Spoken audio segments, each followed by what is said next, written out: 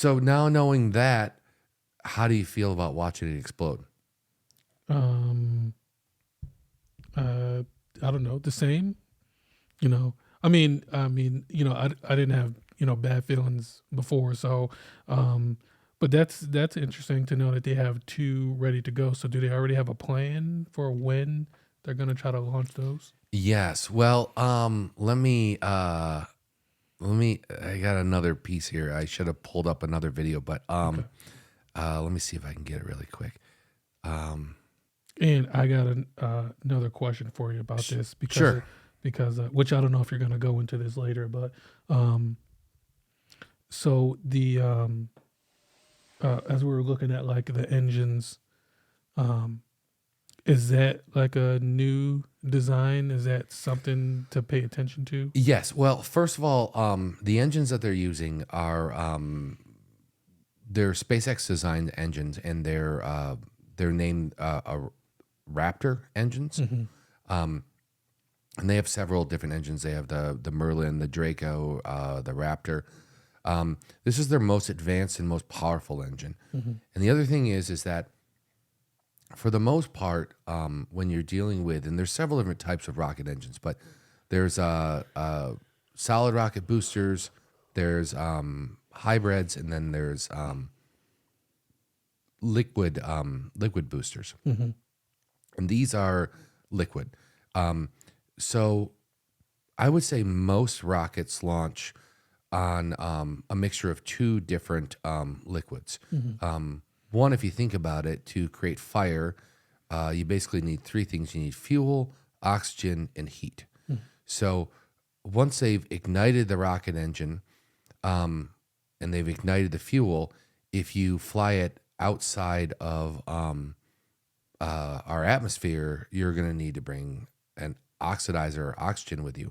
So for the most part, most rockets run on rocket fuel or RP1, and some type of like normally like liquid oxygen.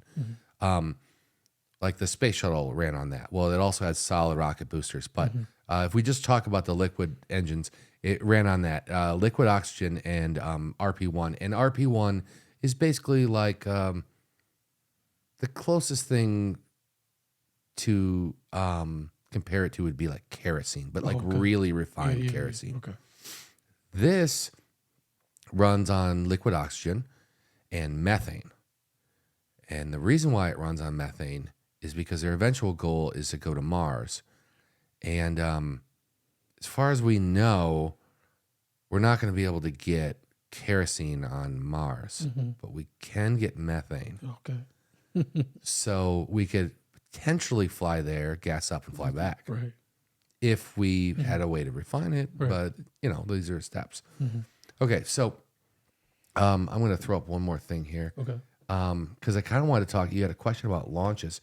This is a launch of a space shuttle. Now, I've never seen this video, so hopefully it'll show what I want it to show here. Okay. 3, 2. Wait, let's back up just a little bit. T-minus 10. Okay. 9, 8. So see those sparks? Yeah. 6, 5. And then 3, 2, 1. you see all this smoke? Okay, first of all, what do you think the sparks are for? Like a igniter. No. No. That's what I used to think too when I was a kid. Okay. And I now know because they ignite the engines chemically. Okay. The sparks are for if there's any leaking gas around. Oh, sure. Because Okay. Makes sense. yeah, so like once the engine get going, you don't want it to ignite a big plume outside because it could damage the craft and kill the people inside. Right. And now you see all of this. What is that? Smoke? What is that? I don't know. It looks like smoke, but I don't think that's what that is. It's steam. Oh. Okay, so this is where I'm going with this. Why would there be steam?